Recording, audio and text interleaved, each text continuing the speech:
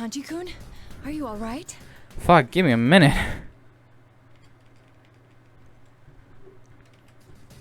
Like, seriously, Of dude. course I am. Your attacks are like little bug bites. I just let my guard down, that's all. Wow. I don't know if he's acting tough or trying to be more courteous to me, but at least he's back to the usual Kanji-kun. The usual Kanji-kun. Usual. Wait, didn't you, senpai, say that too? Well, at the very least, it seems that the spell is broken once the battle ends. I let out a sigh of relief. Still, for some reason, Kanji-kun has yet to look this way. Are you really okay? I was told that the others lost contact with you, so how did you come to be here? How? Well, it was a change of pace? You came into the TV for a change of pace? Did something happen? I'm willing to listen if you'd like to talk about it. Something to talk about. I mean, wait, not that I don't talk to you. But like, it's not that I do want to talk or... Come on, gee. Anyways, it's just sometimes a man wants to go inside a TV by himself. I'm not sure I follow. Off my back, will you? I didn't come in here because I like it. Actually, no. That is why I came. Because I like this place. When Kanji-kun turns around, his face is red, but with anger or something else. I just don't understand why you're being so loud about it and blushing so fiercely. I wasn't blushing. Besides, it was all your fault. You're the one that was, well, being all, you know. Me? What are you talking about? You want me to come out and say it? Jeez. I thought you'd gone crazy because of that. Me? Crazy? You were the one who was acting oddly, calling me now doll and whatnot. Now, doll? Why would I call you that? Wait a second. Acting strangely. So Kanji-kun as if he's gone mad, and he saw me as the same. And yet both of us claim to that we hadn't gone crazy. I get it now. That's why you, senpai, called me the usual Naoto. Of course. An illusion. Huh? I believe we were both under the illusion that the other had lost their mind. That's why neither of us remembers saying what the other heard. Illusions, huh? It must be a scheme to make friends fight each other. But if that's the case... It's not as simple as the person I have to fight being crazy. You, senpai, and Kanji-kun both said things that dig deep into my personal problems. If these are illusions, then whoever's creating them has to be someone who knows the us. ability to interfere with other senses, the prior knowledge of us, putting it all together, it must be. Must be what? The Teddy acting as the tournament's host, as well as Rise-san. Must be genuine. You moron, there's no way it's them. I look at Kanji-kun in That surprise. Ted and Rise are fakes. Come on. They're not twisted like that. You of all people ought to know. He doesn't have any proof, but his unshakable trust in us sets me at ease. Even if I told him that Rise and Teddy are both missing, I'm sure his answer wouldn't change. Who else then? Well, you know, there's someone here besides us. I saw her on my way here. Some girl with long hair. A girl. Did she happen to be wearing a white fur shawl and combat gear beneath it? Her? What are you talking about? She had on a normal Yasuo girl's uniform and her hair was like tied back. A female student with tied back hair? I don't recall anyone like that. I thought he might have run into Kirito-san, but that doesn't appear to have been the case. Is that girl Kanji-kun's talking about a suspect? I can't tell for sure. I'll keep it in mind. Well, I should be moving on. Hold on, I'll come with... Wait. What the hell? Ah, the invisible walls again. Just like last time, I can't touch it The myself. rules seem to dictate that only the victor can proceed. I'll come for you later. Don't bother. I'll figure this out myself somehow. That aside, you beat me. You better make sure you're the champion in the end. That's completely irrelevant to the larger objective. I leave Kanji-kun behind and push on ahead. God damn it. Fucking Kanji-kun. Like, seriously, he's so annoying with the grabs. We're being shown illusions that portray our opponents as having lost their senses. But why is the host of this tournament going to such elaborate lengths? Or is it's to get people who know each other to fight, but is that the only goal? Still, I wonder how I had appeared to Senpai and Kanji-kun. I'm not that worried about Senpai, but I'm thinking about Kanji-kun's reaction. How he had, how he had blushed. It's burning a hole in my stomach. As I walk down the hall, I come to another likely location for a match. Just as I figure, Teddy appears on the screen. Your next opponent is a special guest. Got a lady jumping in on the fun. It'll be a big emotional reunion for you now, Chan. Could it be? Bring out the next opponent! That's Kirijo, huh? Kirijo-san. Shirogane. Why are you here? I thought you were... This is a problem. I didn't think we'd run into each other so soon. The purpose of this event is to have the participant fight, and because there's only one path to take, I figured we would run into each other sooner or later. I never imagined that it would be this early on, though. No, there's something else I need to be concerned with. Like the previous times, the opponents will not be seeing each other correctly. With that in mind, I watch her closely, and as I suspected, I see a change in her head. A change in her. Mitsuru Kirijo-san's face twists in an expression of contempt, and her composure shatters. To say I'm surprised to see you here would be an understatement. I don't reply. There's no point in saying anything after all. The silent treatment. How ridiculous that you, who lives a lie, would dig up other people's hidden secrets for a living. You seem gentle, but you maintain an aloof distance that keeps people at arm's length. I've thought that since our first meeting. At first, I thought it must be typical of a detective. But that doesn't seem to be the case. You simply lack confidence in... I have some trouble staying You silent. hide your true nature, because you know that once you grow close to someone, you'll no longer be able to protect your pride. That's why you won't let anyone in. You use your job as a pretext to keep your distance and never get too attached. And it's from that position that you're trying to discover what others are hiding? How contradictory. Not to mention completely ridiculous and unfair. I clench my fist in spite of Persona. myself. Kirijo-san's relentless words. Even if it's only an illusion, I begin to feel that if I lose, I'll never be able to look her in the eye again. Be able to look her in the eye again. I cannot lose here. I'd dearly like to answer your charges, but I see no need. There is no reason to defend myself against the accusations of an illusion. Alright. This could be easy or hard, who knows.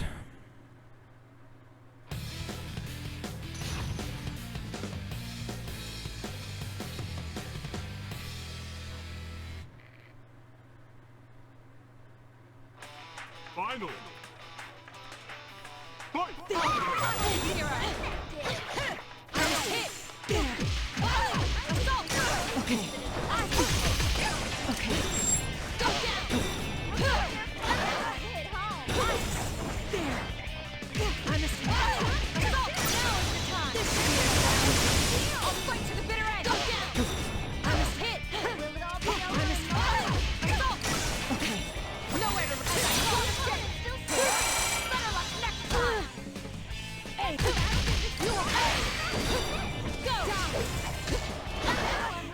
Come on, Mitsuru.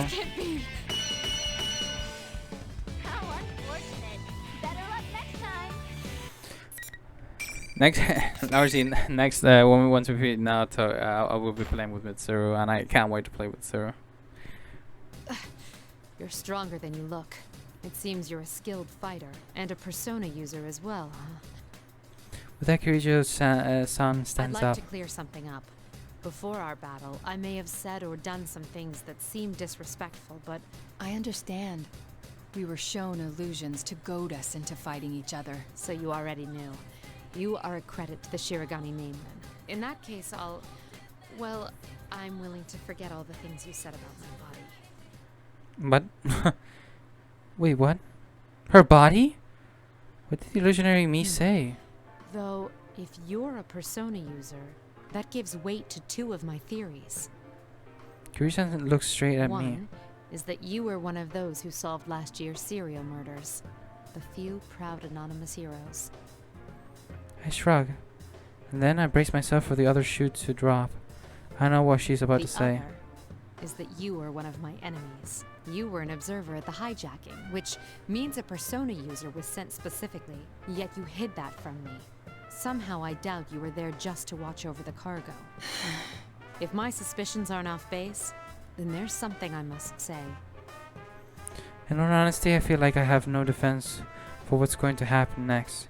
I begin trying to find a way to make it through this conversation without ruining whatever goodwill I may still have with her. But Kirijo-san's next words take me completely by surprise. Shirogane, can I ask for your cooperation once again? What?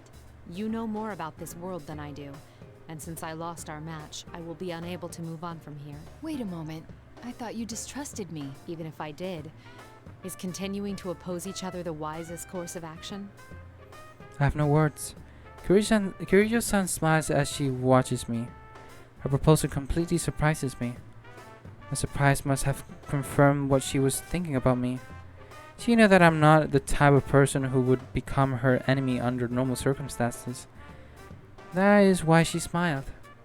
I am no match for her. She's a completely different level than I am. No matter how... It's not a matter of social rank. She simply has the type of personality that makes people want to follow her. Kirijo-san doesn't wait for me to answer and continues. As you have guessed, we are here in pursuit of the stolen cargo. Upon investigation, we figured out that it contained the 5th generation anti-shadow suppression weapon, Labris. She was a machine, developed as one of a series of test models. They were intended to receive personas in order to combat shadows. Isn't a persona the manifestation of one's strength of heart? How could a machine be capable of using a persona? You're right to ask that. Labris has a mind of her own. We don't know what she looks like, but it's probably very close to human. A humanoid machine. I did see something fitting that description before I came through the TV world. So that was a weapon developed by the Kirijo group. A humanoid robot. One with a heart at that. This is the fruits of Kirijo technology created from the research of shadows. I cannot help but be surprised. However, if the culprits were especially after this Labris weapon, there is a high probability that it has been removed from its case and it's mobile. But I can't fathom how that would benefit the thieves. There's one thing I can deduce though. Around the time of the robbery, we began to see activity in this world as well. I doubt this is a coincidence. I feel sure that your Labris is connected to this ridiculous tournament. I agree. Before I know what I'm doing, I reach out to shake hands with I Kirijo-san. accept your earlier proposal. And I think I'd best hurry. Thank you. And I'm sorry. Your friends must be facing their own troubles. It's possible that they've met Labris without knowing it, too. They'll be all right, I'm sure. The record showed that Labris had some unknown experimental equipment. We don't know what she's capable of. Oh, no. That isn't what I meant. She has a heart, yes? Then fighting her isn't our only option. She can be saved. I'm sure the others will reach the same conclusion. I see. When I say that, I can see a smile on her face. I can tell she believes in her friends as well. Yes, I meant to ask. Have you been able to contact your friends? I shake my head. 2 of them have analysis-capable personas, but both of them have gone missing. I actually have a few powers in that area myself. Can you tell me what these friends of yours look like? I give her as detailed descriptions of Rise-san and Teddy as I can. A bear costume and a girl. Are they... Yes. They're the ones acting as hosts for this tournament. But they're not usually like this. I see. Well, anyway, knowing that will make searching for them easier. Let me see. Kirijo-san focuses and closes her eyes. Her power must allow her to see an image as she searches. It may be only a few powers, but it's still quite amazing. I'm getting a match some ways from here. It's not moving either. Aha! I found her. Can you hear me? Who is this? That voice. My name is Mitsuru Kirijo. I'm with one of your friends, Shirogane. Kirijo-san looks at me and nods. She's communicating to me as so that Rise-san can hear my voice as well. Rise-san! Naoto-kun, is it really you? Yes, though I could ask the same of you, Rise-san. I'm so glad. This weird fake Teddy kidnapped me and then everyone was fighting each other and... So Rise-san's voice in the PA system was a fake. that's the case, then there's no reason to believe that the image of Teddy on the mirror is the real thing It's either. all right. Please calm down. Do you know where you are right now? It looks like an announcement room, but there are these invisible walls stopping me from leaving. Plus, the fake Teddy is watching me, so I can't use my persona. I don't know how that fake Teddy is, but it seems that Rise-san and the real Teddy were kidnapped to deprive us of a means of communication. In other words, to keep us fooled while we were in this world. Then again, that explains nothing but whatever objective could be gained by doing this to us. How does Labra's existence tie into this? Right. Thanks. Kirijo-san, right? Wait, Kirijo? I know that name. That's not important now. Are you a persona user too? Yes, but we can discuss that later. I sense a shadow-like presence very close to your position. Are you all right? The only thing near here is the fake Teddy. Wait, is that what you're talking about? So it's a shadow. I was hesitant to make a decision. Kirijo-san does not know Teddy. Of course, she wouldn't know his origins. Even if the General was the real Teddy, she would probably think of him as a shadow if she didn't know better.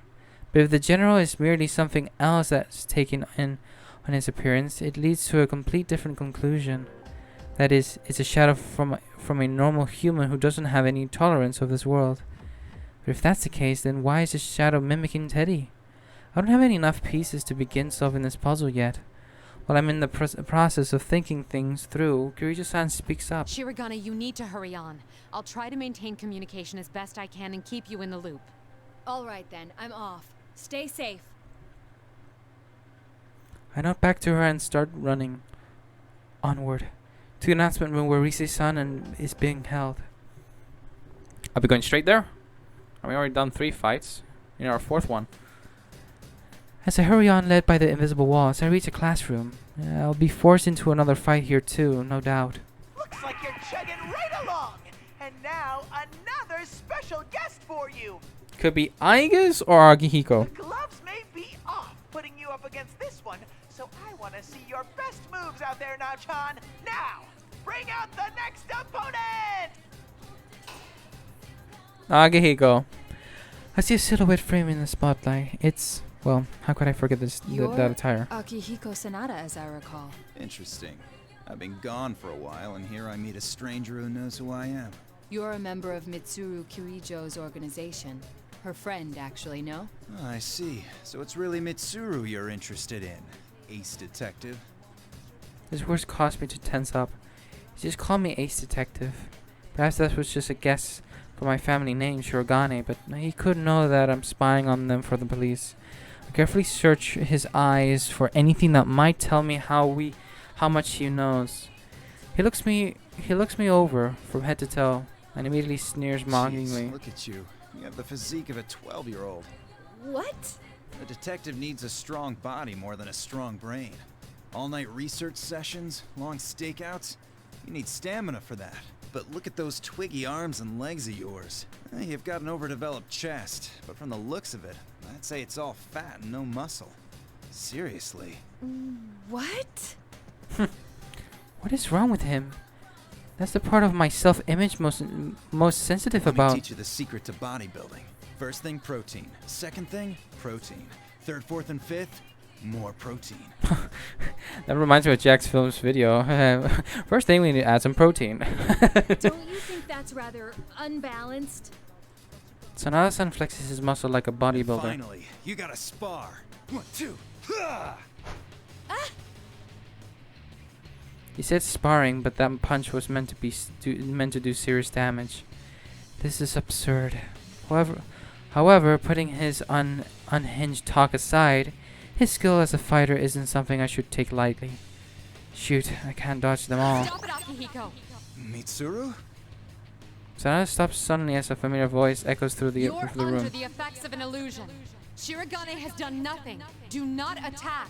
What do you mean? He's the one who attacked me all of a sudden. I attacked.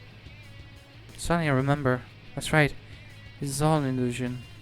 I've never met Sanada-san before, so I don't know what his usual self is supposed to be. On top of that, I allowed the first thing he said to get under my skin.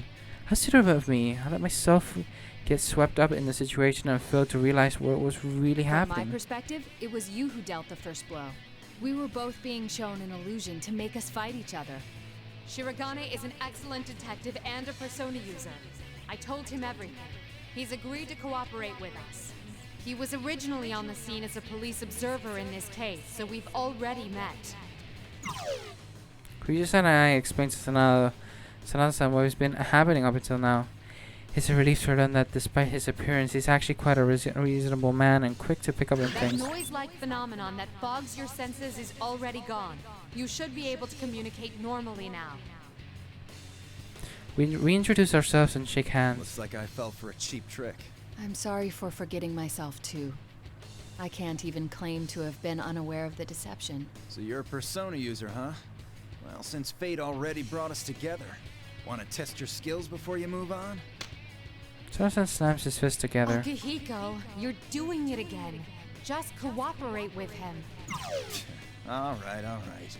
Come on, Naoto, let's go. Oh, wait, the tournament rules say... Sanada-san walks away. As I figured he hit the Are you wall. alright?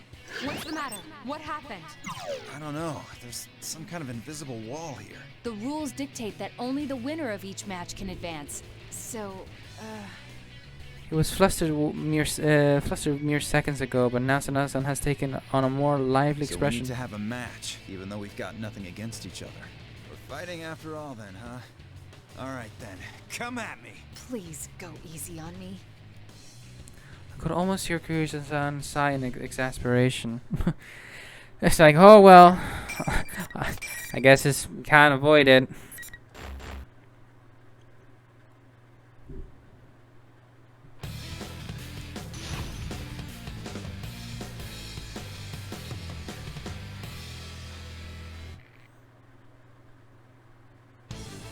Final. Fight!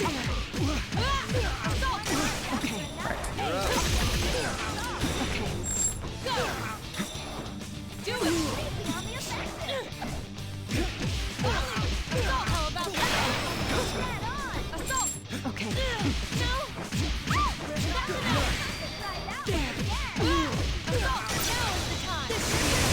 Right? Did he? Look how many combos he just did on me.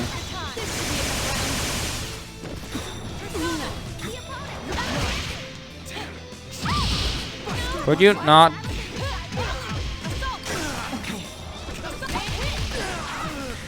Get down. Okay.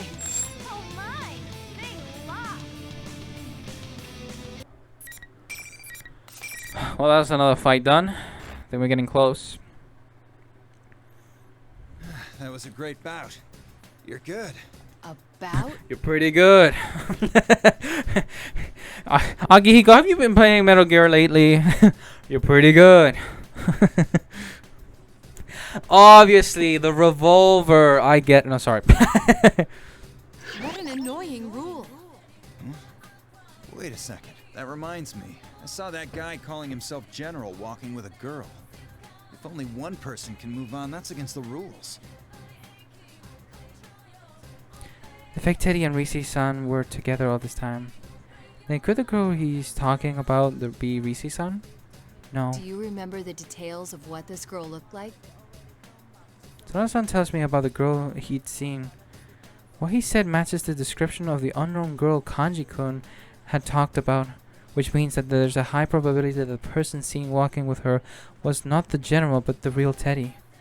At the very least, this is evidence against the argument that Teddy is the general. This creates another theory though. If the general is not really Teddy, then there's someone else's shadow. And there's only one person that fits the bill.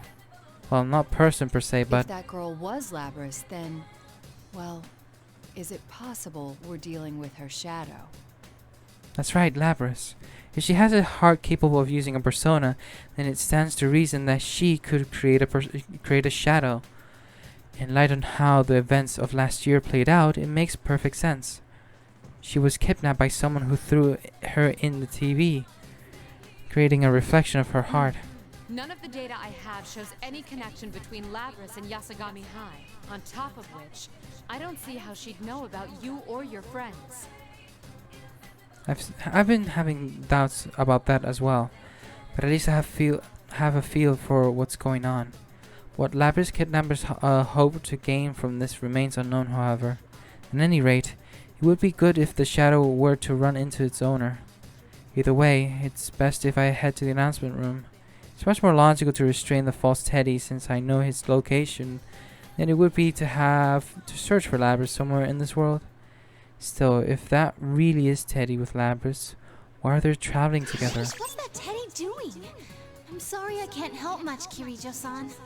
You'll have to forgive me for my meager skills as well. My persona's communication powers are more for operational assistance. A friend of mine from school was much stronger than myself in that respect, but... Oh no, it's all that stupid bear's fault anyway. He's a real genius for making people worry. Man, it's strange running into so many Persona users I've never heard of all at once. I gotta say, brings back memories. For us, too. We were as surprised as you. Not to say that the possibility of other Persona users hadn't crossed our minds, but to actually meet them.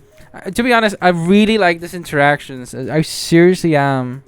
Like the two stories, colliding and seeing, like, to be honest, I didn't expect to have other Persona users living in the same world as me, and it's kind of cool.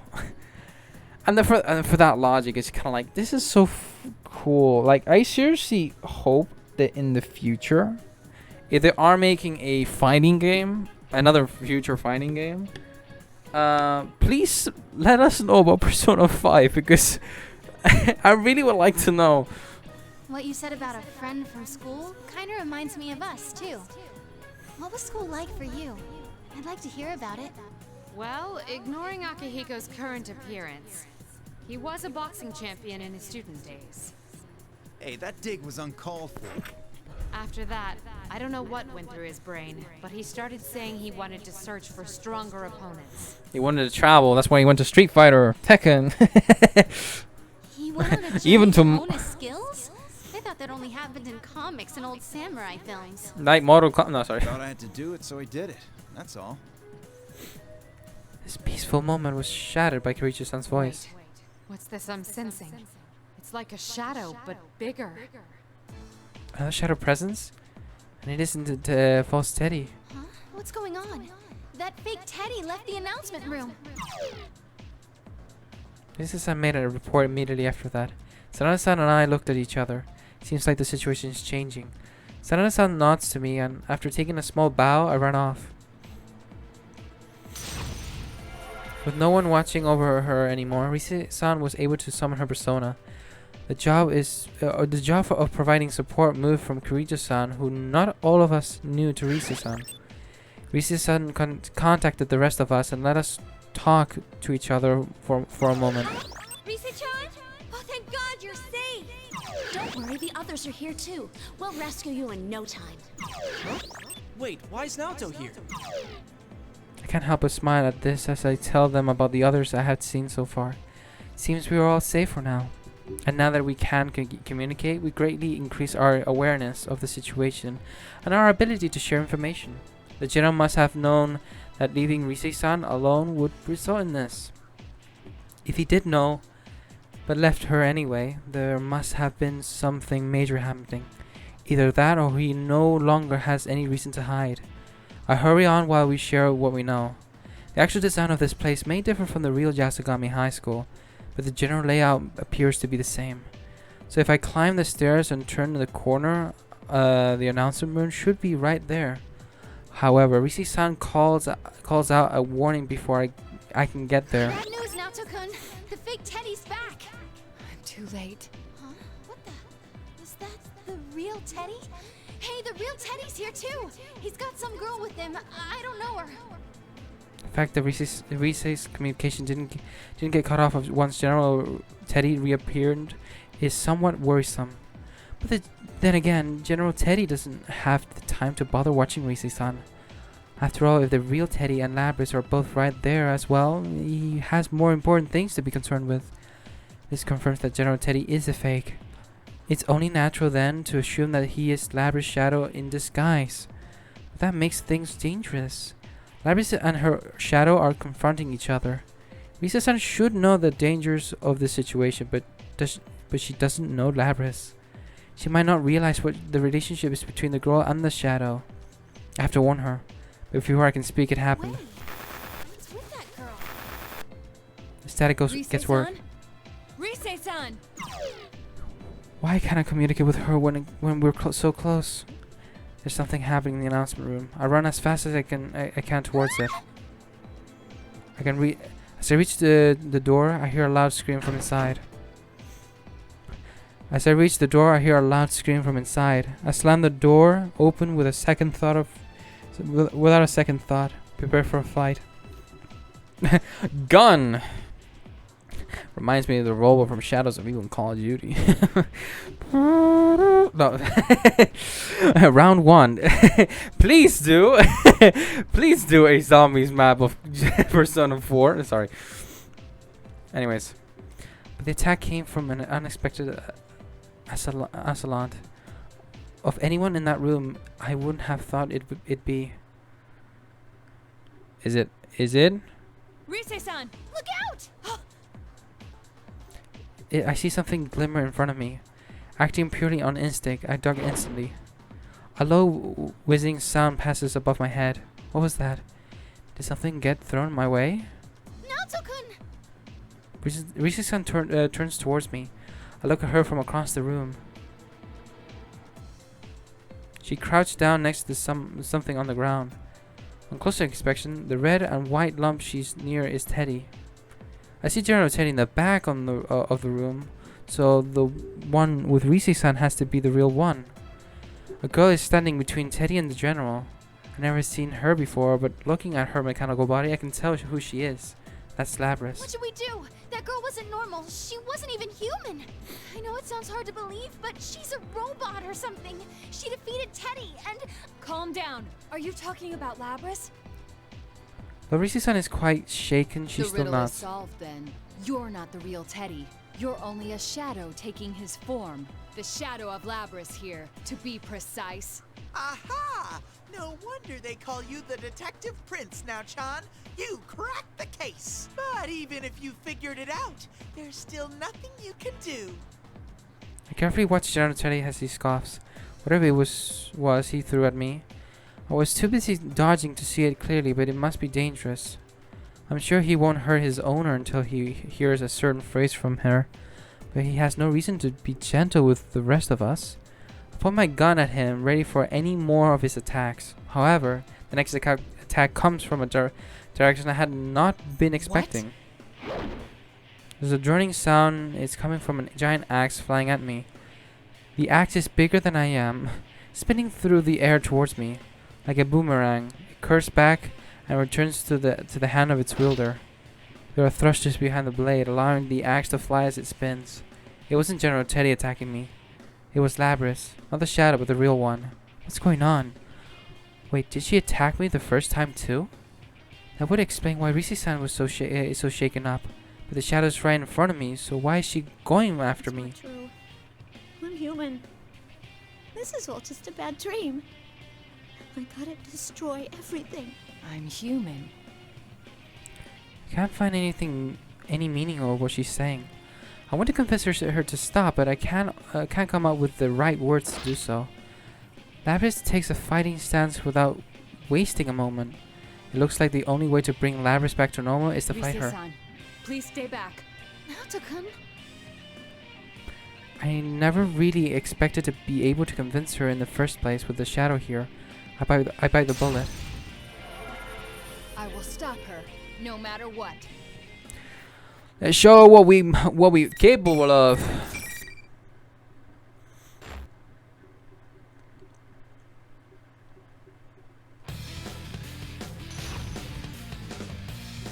So we're fighting her without her shadow. Probably this is the first time we're doing this. Finally.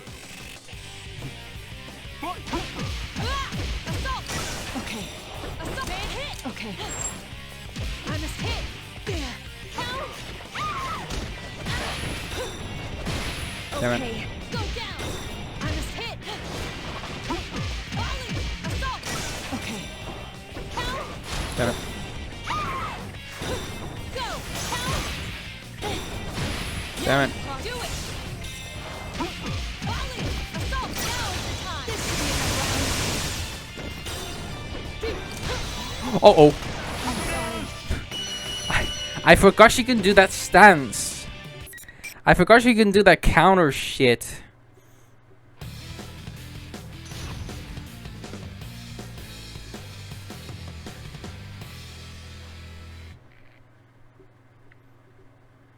Finally. Fight. Go down. Volley. Assault. Okay. Man hit. Okay. Count. I must volley. Assault. Okay. Count. Persona. Go down.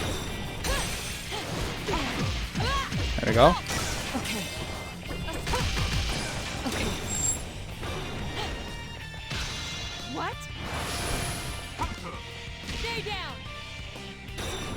Assault. Uh-oh. Look at that, dude. I didn't expect she was gonna pull off a second one. But yeah, that attack is depending how much damage you're dealing against Labras. She can actually one-shot you, which is ridiculous. Finally. Fight. Persona. Go down. Volley. Assault.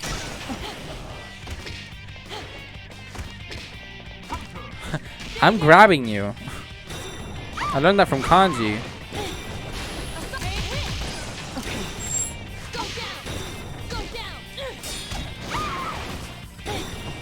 Go down. Concentrate. Down.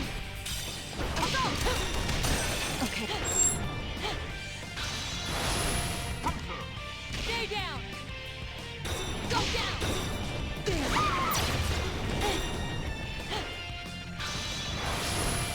I must use it. Shotgun to the face.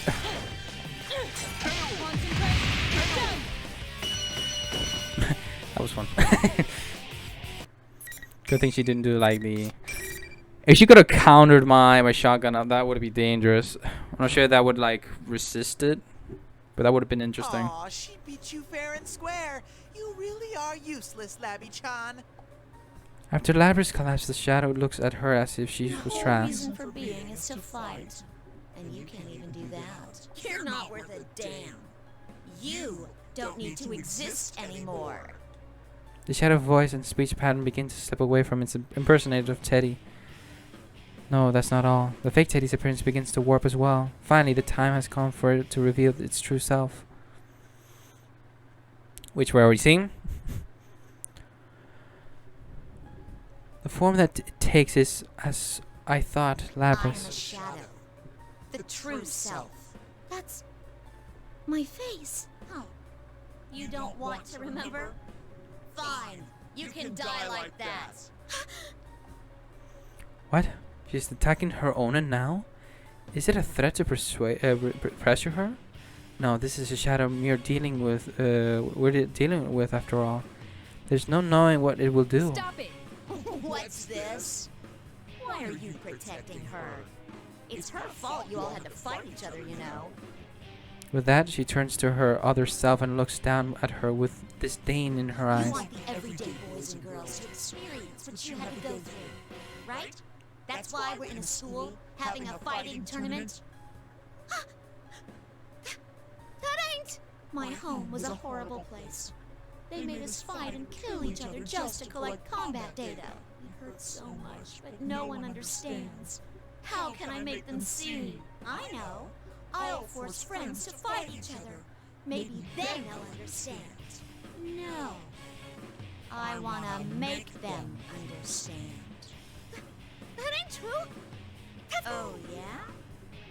Then let me take over from here. I'll destroy everyone who pretends to understand. Just like you did before. Stop! I've had enough! Labras.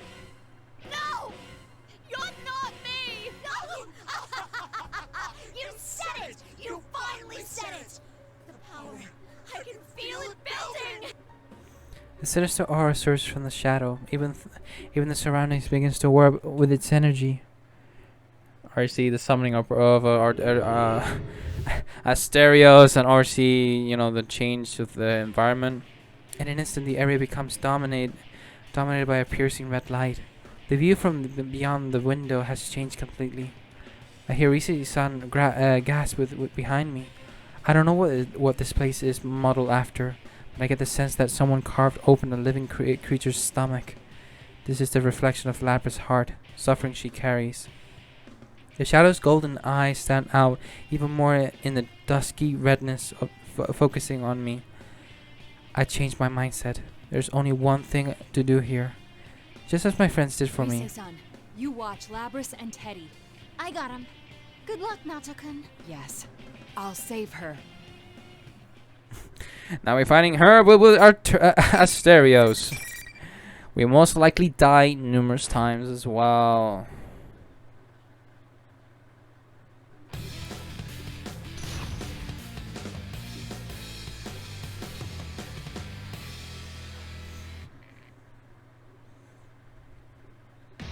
Finally. Fight! Okay. There you are. Okay. What's that about? Go down! Damn it. Ah. Try your best, Asterios.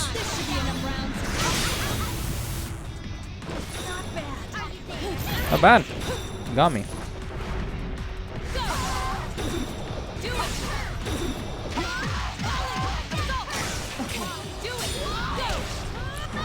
Uh oh. Oh, Asterios got me.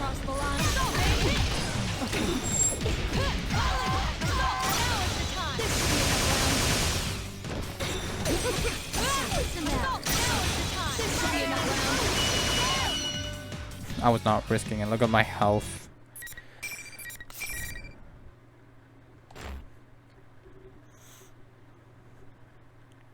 The giant creature behind me, behind the shadow, had begun to think of it as a part of the shadow itself, vanished with a loud roar.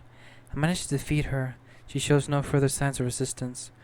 Cautiously, I turn around and walk to Labras, who is still sitting on the floor, being held up by Rise-san. It seems Teddy has also regained consciousness. He had broken into a sweat, flustering as he stands next to Rise-san. Are you all right? Labras has a melancholy look on her. Has a melancholy. Oh my God, melancholy. Has a melancholy look on her face as she hangs her head. She's so human-like. The sheer authenticity of that expression makes the thought appear in my I mind. didn't have the chance to introduce myself. I'm Naoto Shirogane. You're Labras. Is that correct? She raises her head, but neither confirms nor denies it. She just quietly stares at her double across the room, a machine given the ability to summon a persona. The persona ability was the primary objective in her creation. The fact that she also developed a heart came as a byproduct. How much suffering did she have to go through, having been treated like an object for so long? It isn't easy to imagine. I can't claim to understand your pain. It was only today that I learned you existed, to say nothing of the weapons program from which you sprung. But there is one thing I do understand. I kneel and look Labras in the Look eyes. carefully at me. Do I seem like a man or a woman to you? What do you mean? You and I are alike. There is such a gulf between what we yearn to be and what we are that we have trouble accepting our true nature. Our true nature? Just as I cannot break the glass ceiling of my profession, you cannot become human. That is the painful truth. But if we were able to change, would that truly bring us happiness? I feel there is something only you or I can offer, because of who we really are. There's something a machine like me can offer? Even if there is something like that, there's no place I belong.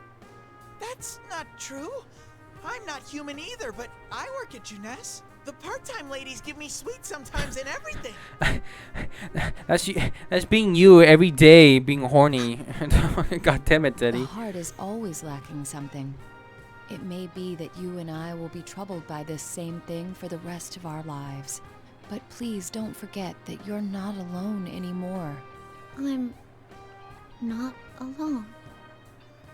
I nod strongly to Labris as she looks up to me. I repeat it for emphasis. Don't worry. You're not alone. That's right. I'll stick to you like glue. And it won't be just us. I'm sure you'll make lots of friends with everyone in town. Really? A machine? Like me?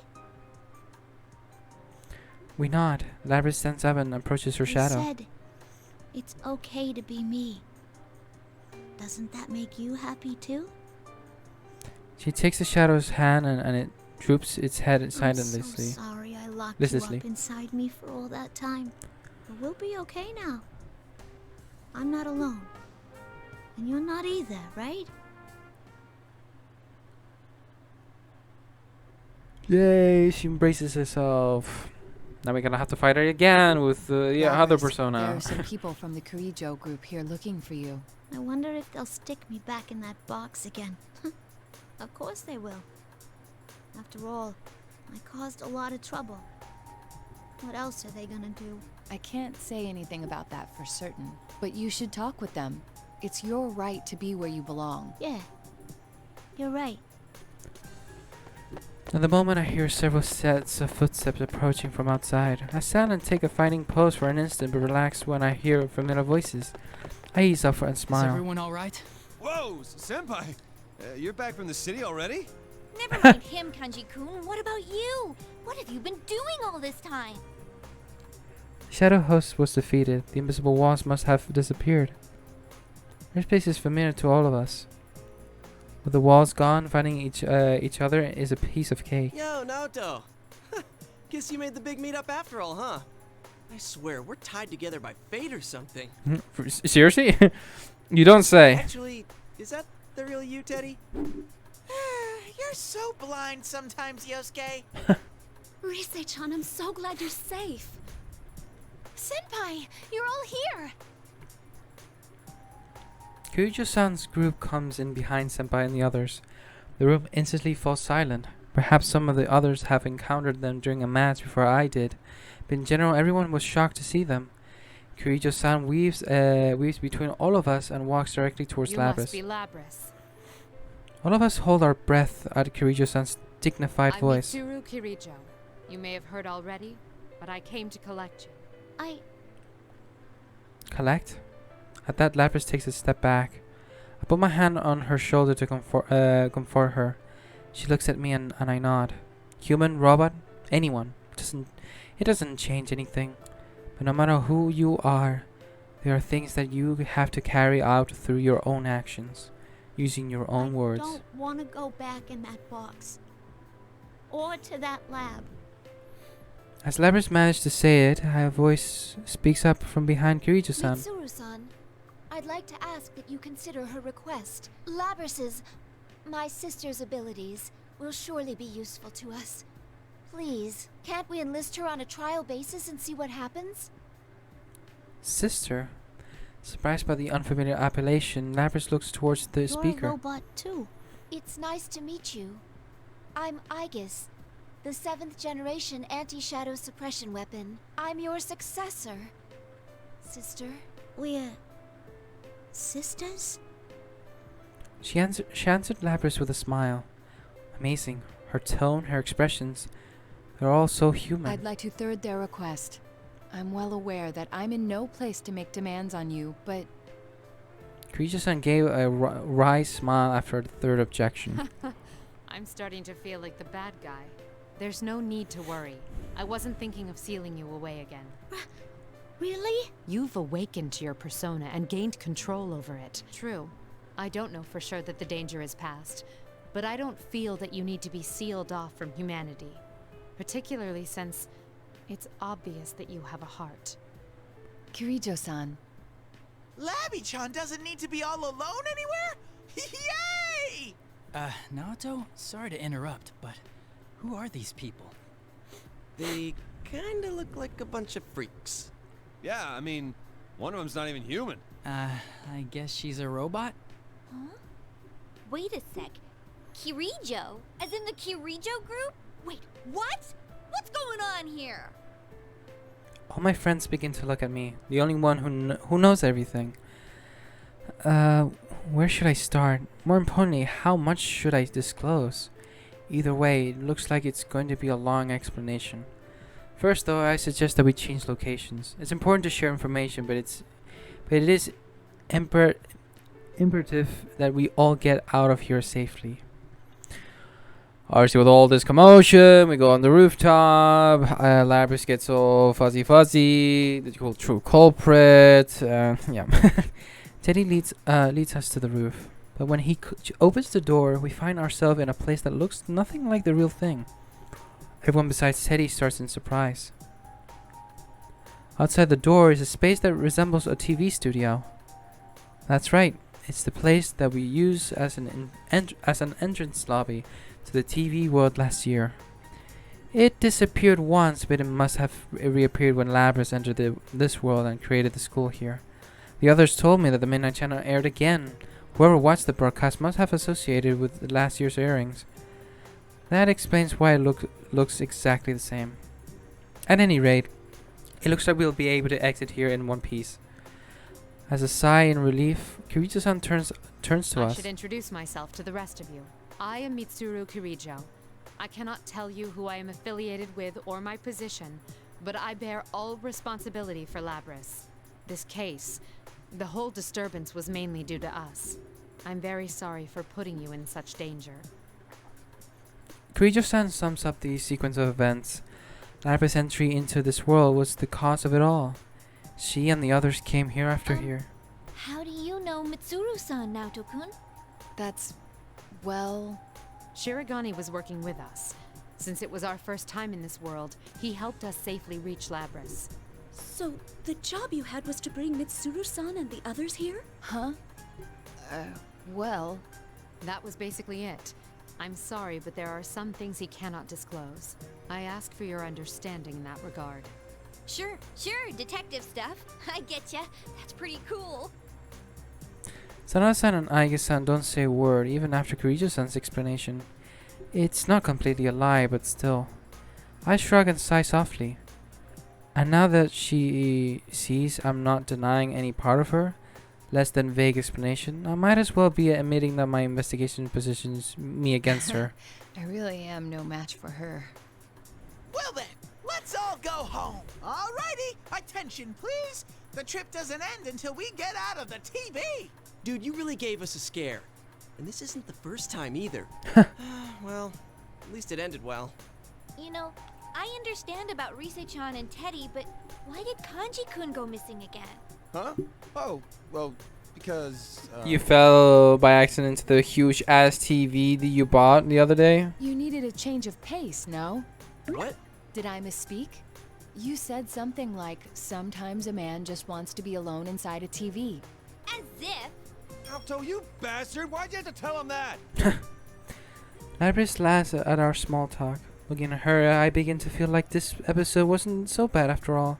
But suddenly, Labras' smile disappears and her body freezes in an unnatural position. Labras does not answer me. Sanada-san shouts a warning. Get away from her! Everyone jumps back, confused. Kanji-kun wasn't even sure what he was supposed to be backing away from at first. Soon, though, we all stand around her in a ring. Labras stands in the center and completely motionless. What's going on? I don't know. I can only tell that she's probably being controlled from outside. Controlled? As we all watch her, confused and nervous, Labras' right hand slowly begins to move. He reaches around her bag and her thrusters, or rather, to the axe. Labras' eyes were staring blankly into space, but suddenly glanced at me. Shirogane! The warning comes out the same instant as the attack. I can feel the wind of the axe passage as I bend backwards to dodge the blow. If she'd gone after anyone else, things might not have been so fortunate. I'm the only one who's actually seen that attack before. Labras follows up with something different. I'll gulp in spite of myself.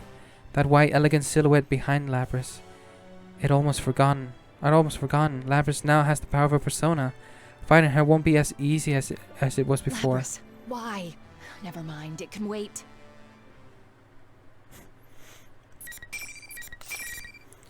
She wants to be bitten. Might as well do that.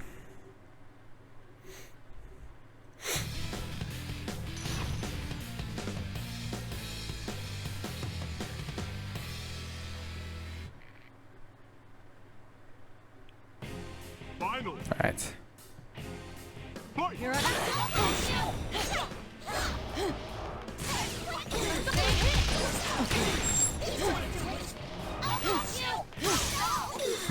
I too can place things, Lapras.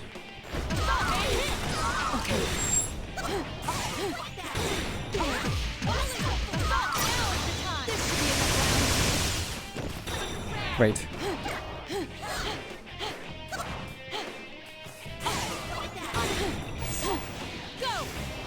I can't do that. I mean, I can wait.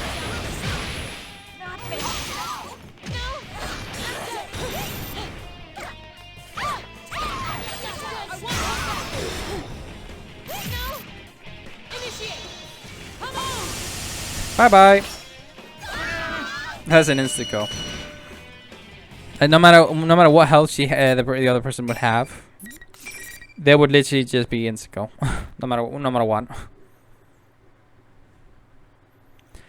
I'm much victorious, but I don't have enough energy remaining to run up to her. I breathe heavily and look at her. I guess and runs towards Lapras in my place. Sister, are you all right? Suddenly, an uncanny voice echoes through the studio. To think she'd fall so easily. I mean, now we have to fight ourselves. Everyone glances around, trying to find where it came from. That she'd provide more entertainment. What a disappointment. As soon as this sentence is complete, all eyes turn towards me. I can't blame them. After all, this voice was mine. The darkness in the center of the ring twists and squirms like gel. A face forms on its surface, and it hardens into limbs, and a human-like body stands up. The thing standing before us was, again, me. No, just something taking my shape. Naoto-kun's shadow? Why? I thought you disappeared. I can't stop myself from being filled with anxiety, but I keep my voice calm as I ask it a question. Who are you? Once you've gained your persona, you're not supposed to see your shadow again. That's what you thought, isn't it? Did you really think I had gone away? Well, too bad. Man cannot let go so easily of his weakness. I'm always with you. No, this can't be happening. My friends become even more disturbed. They certainly had cause to worry. Could the same thing happen to them? Will it? I, however, did not stir. Instead, I suddenly understood what had happened. This thing's objective was clearly to cause us panic. Farce. You are not my shadow. I worked towards this copy of me, the real enemy. I know that for two reasons. First, I was able to use my persona in the battle just now. One's persona and shadow are two sides of a coin. If you are my shadow, my persona should have been unusable. Second, you took control of Lapras just now. That's an unusual power far beyond the capabilities of a human like myself. I'm sorry to say you've dug yourself a deeper hole by showing off that ability. With a power like that, you could drive a man to extreme acts, which was the missing piece in this case. You mean the hijacking wasn't just the work of a highly motivated crew. Rather, whoever we're talking to now was... It was Labras's dark wish that we fight each other. But what if someone knew beforehand that that would happen? Lapras has a heart, but she's also a machine. Unlike humans, her memories can be tampered with. By using Lapras, you thought you could orchestrate the disturbance her shadow would create in this world. Your objective is, as you just said, to gather persona users, have them fight, disrupt their hearts, and steal their personas. That's why you're appearing in the form of my shadow right now, to confuse me. You're the real puppet master behind this case. I'm surprised. Very insightful of you, Naoto Shirogane. Quite impressive work. I didn't expect you to fight back this fiercely. Sadly, it seems things won't be going according to plan this time. But I'll make use of what tools I have to the very end. This is my last chance. No, more like a marvelous entertainment. Now stand, my puppet. Lapras staggers to her feet. There's no doubt now this is the person controlling Lapras, and she has yet to break free from the spell. It's all worn out because of you. It shouldn't have much strength left to fight, but unless you destroy it, it will keep rising up and attacking you all. What will you do? Lapras pointed her axe at me for the third time. Rather than caution, I felt sympathy. The forced killing of comrades against one's will? I see now. This is the past. This is the past her shadow had talked about. Shirogane, you need to stand back. Kirijo-san steps in front of me. If we all attack her, we may end up destroying Lapras. But she's just under its control. If we can release her, she should stop attacking. I glance over at Rise-san. Is that possible? All right, I'll give it a try. Perhaps Rise-san's persona was powerful enough to do it. I think it's worth trying. However, It's no use. What is that thing? It's not a shadow. It's way too strong. I had a feeling this wouldn't be so easy. Out of options, Kirijo-san signals Aiga-san with a troubled look on her face. Prepare for the worst. Aiga-san opens her eyes in shock. A look of astonishment and not the good kind. But she quickly regains her composure and begins readying her weapons. She slowly aims them at Lapras. Realizing what was happening, Rise-san hastily interjects. Wait, let me try again. But Aiga-san pays her no heed. Lapras is in her sights. She looked calm, but it hurts just to see her expression. That's only natural. She called Lapras her sister. Now suffer. Relinquish your personas. At that very moment, Kirijo-san suddenly looks up. She closes her eyes. She gathers her strength, and she had when she tried to establish a line of communication with her own persona. But who is she trying to reach? Now. Who's she talking to? Is there someone here besides us? As I stared at Kirijo-san in bewilderment, it happens. Without warning, Lapras freezes in place. The menacing aura that she had been giving off dissipates in an instant. What? For the first time, I can hear panic of the enemy's voice. Free from the power of the enemy, Lapras' body collapses to the ground. Aiga-san's weapons fold back into her body, and she runs to Lapras as if all her pent-up emotions were exploding behind her like a rocket. What the heck was that? I don't know. I was getting desperate too. It seemed like something far away stepped in. This can't be! It's just as we thought. The enemy is taking on your appearance and has no connection to you. Feel free to cut loose. Kirijo-san's voice is full of confidence. I don't know what she did, but when she speaks so confidently, it's impossible to doubt her. I'll look at the enemy again, my face, but with a different expression. There's something I want to ask. What now? Why did you choose me? Of all the persona users here, why did you use my face? Is that all?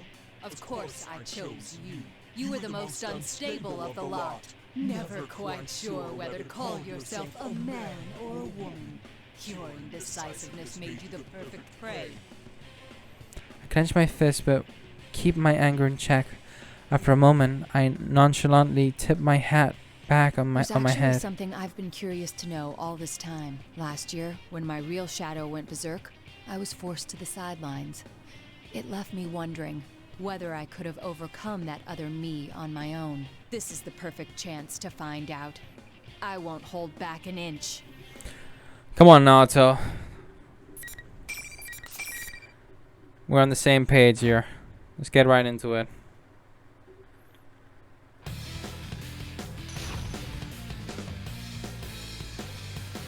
Alright, let's see how well I get to face against another version of myself.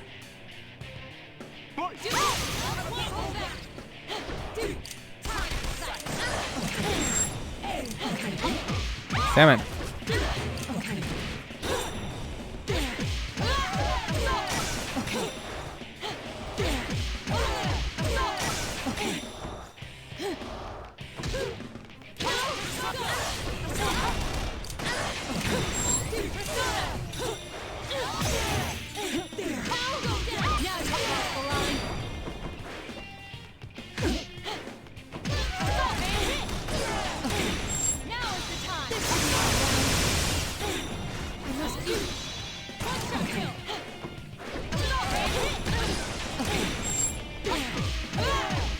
There we go. That's more like it.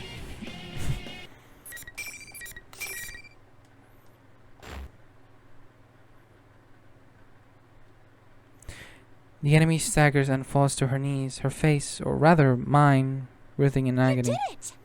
You're so cool now, Chan! I can't believe you could go that nuts on something that looked like you. It may have taken my shape, but it wasn't me. I had no reason to relent. I fully believe what I said, but Kanji-kun doesn't seem satisfied for some reason. Kiryu-san looks down at the enemy. You'll be coming with us. There are some things we still want to ask you. This is fine with me. There were many twists and turns along the way, but I'm not displeased with the results. It was good enough for this time that I confirmed you have the power to meet my expectations. This time, this is only a temporary form. I doubted there'd be any meaning in changing my appearance, but sure enough, it made for a very enjoyable game. I will see you in another guise next time. Just wait until then. The enemy laughs and begins to fade away. Wait. Of course, the enemy simply disappears into thin air. Who was she? And what was her objective trying to separate us from our personas? Unfortunately, I was not able to get the core of the matter. But still, next time, huh? Hell no! Don't you dare come back again! Yeah, what he said. Seriously, that was one sick bastard. Copying Now-chan was going too far! Bad enough that it was in violation of my image rights, taking my form like that! I wonder if this is the start of something bigger. Yeah, I don't think we should let our guard down. Everyone's face clouds with anxiety. No one could have imagined that we would run into some bigger threat like this. Does the enemy plan to cause another incident like this again? Are we going to get more humiliating catchphrases? Killjoy Detective? Am I really that bad? It appears that Kirijo-san has word of her My own. analysis didn't make it in time, but that was... It's hard to believe. Then again, With a strong look in her eyes, she swallows her fears and comes to us as we discuss who the mastermind in could any be. case, you don't have to worry about it. It's our responsibility from here on out. But it was obviously targeting us. We can't shrug and go on our way after that. He's correct. Given that it's taken an interest in us, we must arm ourselves against it. Of course, you should be aware that the enemy is out there, but there is no need to abandon your lives to pursue it. We will do our best to ensure that no harm comes to you. That is, after all, our duty. I can sense that she is completely sincere. We all trade glances, but we eventually concede with our leader's opinion. We all agree to Kirijo-san's offer. There are some lingering regrets, but we have a little choice right now. Seeing that everything is settled, Teddy butts in and strikes a strange pose. We turn to look at him, and with a grin of pride, he kicks at the floor with his knee. That is his usual little dance when he's summoning the exit TV to get us out of the TV world. Kirijo-san's group is obviously surprised and they look pointedly at the TV. What are you doing with this ancient TV? Hang on, where'd you even get this? It's a Teddy Vision! You can get out from here! I just realized. TV. Fuck's sake, Teddy. This TV is our escape route? Can we really fit inside? Ooh, are you a little too front-loaded to fit? For In that fuck's case, I sake, wouldn't mind Teddy. helping you squeeze through. You're even worse than before, you know that? We all have to agree there. We all pass through Teddy's TV and make it back into the real world. Of course, Kirijo-san is a bit flustered to find herself in the middle of a department store. Lapis looks slightly lonely, but she follows Kirijo-san by her own free will. There shouldn't be anything to worry about. Remembering Aiga-san's gentle smile, I know that they'll make sure Lapis is all right. And so the incident came to a close. RC. Next day. The following day, May 4th. Kirijo-san has stayed the night pursuing a follow-up investigation and is going back to the city today. We learned that from none other than Lapis, who had called us all waiting to say goodbye in person. And of course we were obliged to see them off. at an intersection just outside the shopping district. We gathered by a oh so familiar limousine to exchange parting words with I'm Labrys. really sorry for causing you guys so much trouble. What are you saying? I had a blast meeting you, Labby-chan. Likewise. But I can't believe you didn't notice at all that Kirijo-san was searching high and low for you. You're so thick. That is mysterious. I wouldn't hesitate to answer the call of such a beautiful woman. It must have been because I was having so much fun talking with Labby-chan. She never gives it a rest. So, what are you gonna do now, Labrys? If you need help, we don't mind sheltering you. Yukiko's house is a great hideout. Thanks. But I'm planning on working with Mitsuru-san. We're gonna catch the scumbag who tried to use you guys. This time, it'll be me that's got your backs. Sounds promising. It sounds as though you found a place where you belong then. Sure enough. Come back anytime to hang out, okay? We'll be here for you. Okay. Thanks, you guys. Labrys' expression is radiant. I turn around to see Kirijo-san and the others watching from inside the car with gentle smiles. I leave the circle gathered around Labrys and approach Kirijo-san. There's something that I have to confide in her after all this time. I confess, I had known about the existence of the shadow operatives from the start. As I thought. Well, considering what we've both been through, there's no need to keep it hidden from you anymore. Why are you taking the lead even if it risks your life?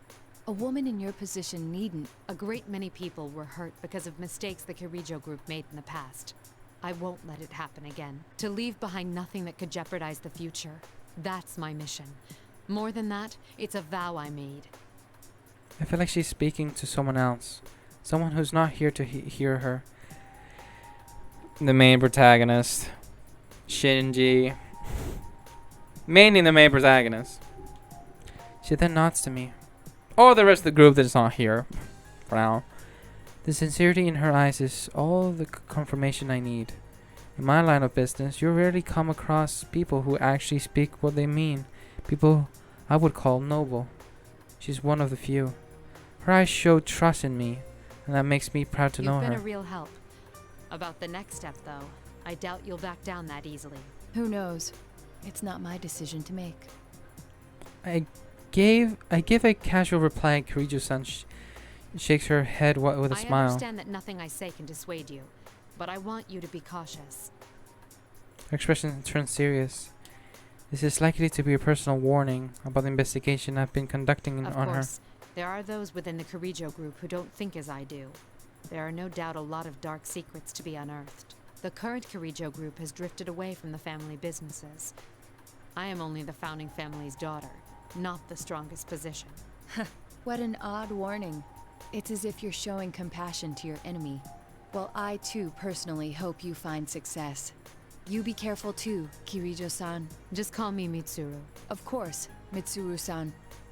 Well, until next time. The car soon departs in the direction of the highway.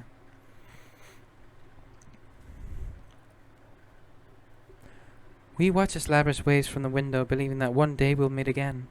After seeing them off, we head to the food court at Junes. It's been a bit delayed, but it's time for Senpai's welcome back party.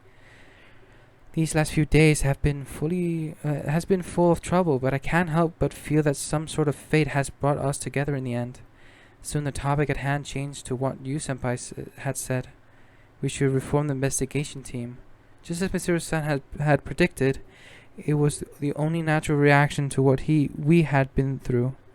Not a single one of us objects to the idea, and we all talk about our plans to continue. By the time we split up and I arrived at home, it was close to midnight.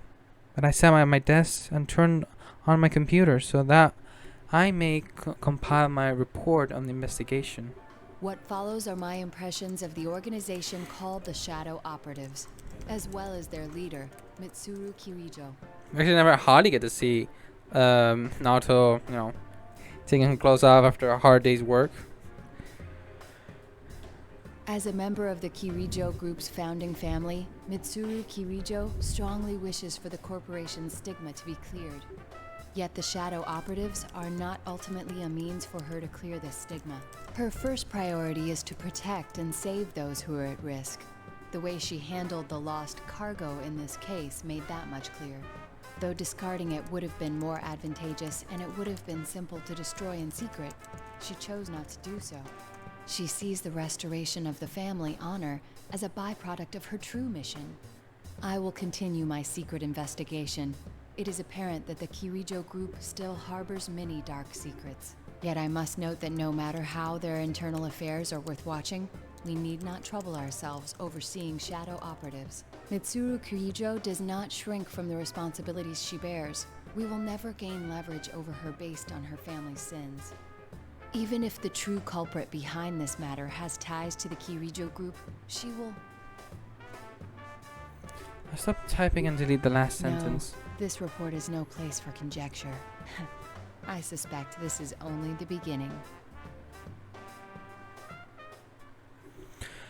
And I think we conclude Naoto's story. There we have it. So yeah, now we're down to our last three, Mitsuru, Aigus, and Elizabeth. Wow, what a hectic episode that was. It started off a little bit, you know, and specifically Kanji. Seriously, for fuck's sake. But overall, that was Naoto. So we actually get a little bit more of an insight to what Naoto's been actually doing and what's her involvement into the story. But then now it's our turn to go with Mitsuru. I'm not sure they will talk about much about the same thing with what Naoto went through. It's still a mystery. I think pretty much that would be the case. And obviously with Akihiko, but I'm not quite sure what it's gonna be touched upon. So we'll definitely figure that out in the next episode. I hope you guys enjoyed this. Leave a like and subscribe if you're new, and I'll see you guys in the next one. Until then, peace out.